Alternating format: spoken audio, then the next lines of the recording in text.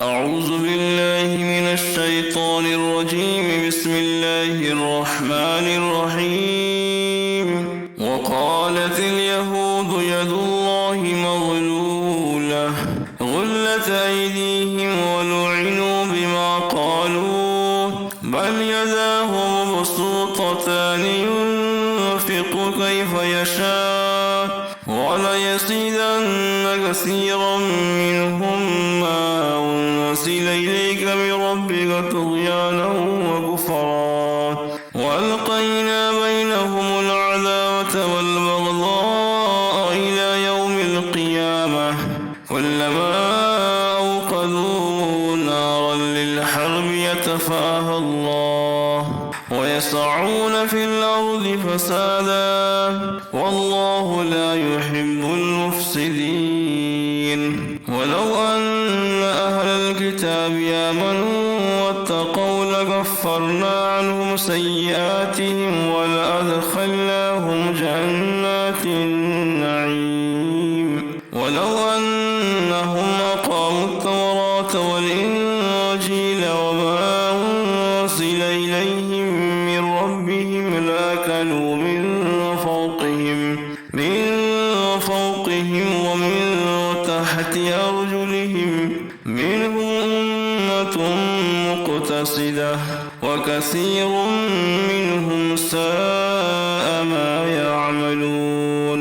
يا أيها الرسول بلغ ما أنزل إليك من ربك وإن لم تفعل فما بلغت رسالته والله يعصمك من الناس إن الله لا يهدي القوم الكافرين.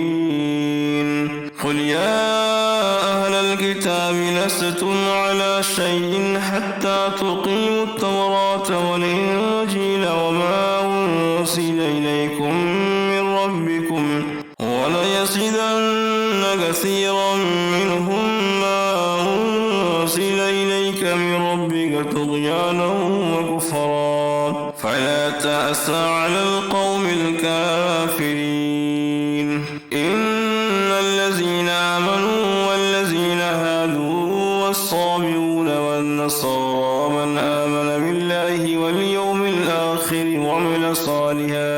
وعمل صالحا فلا خوف عليهم ولا هم يحزنون. لقد أخذنا ميثاق بني إسرائيل وأرسلنا إليهم رسلا كلما جاءهم رسول بما لا تهوى أنفسهم فريقا كذبوا وفريقا يقتلون وحسبوا ألا تكون فتنة فعلوا وصموا ثم تاب الله عليهم ثم عموا وصموا كثير منهم والله بصير بما يعملون. لقد كفر الذين قالوا إن الله هو المسيح ابن مريم وقال المسيح يا بني إسرائيل اعبدوا الله ربي وربكم إنه من يشرك بالله فقد حرم الله عليه الجنة ومأواه النار وما للظالمين من أنصار.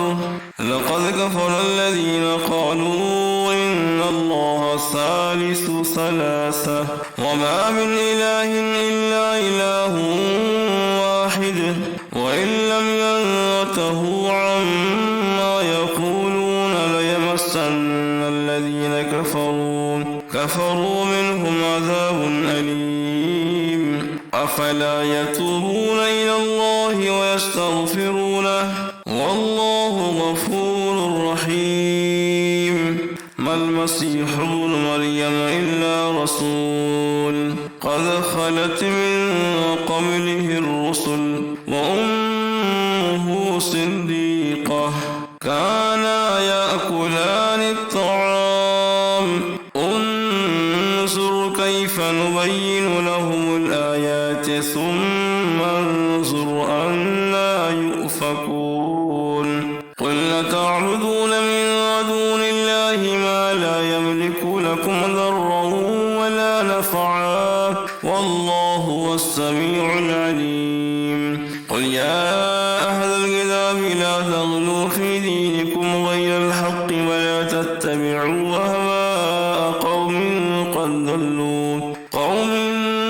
قد ضلوا من قبل وأضلوا كثيرا وضلوا عن سواء السبيل لعن الذين كفروا من بني إسرائيل على لسان داود وعيسى بن مريم ذلك بما عصوا وكانوا يعتدون كانوا لا يتناهون عن منكر فعلوه لبئس ما كانوا يفعلون ترى كثيرا منهم يتولون الذين كفروا لبئس ما قدمت لهم أنفسهم أن سخط الله عليهم وفي العذاب هم خالدون ولو كانوا يؤمنون بالله والنبي وما أنزل إليه ما اتخذوهم أولياء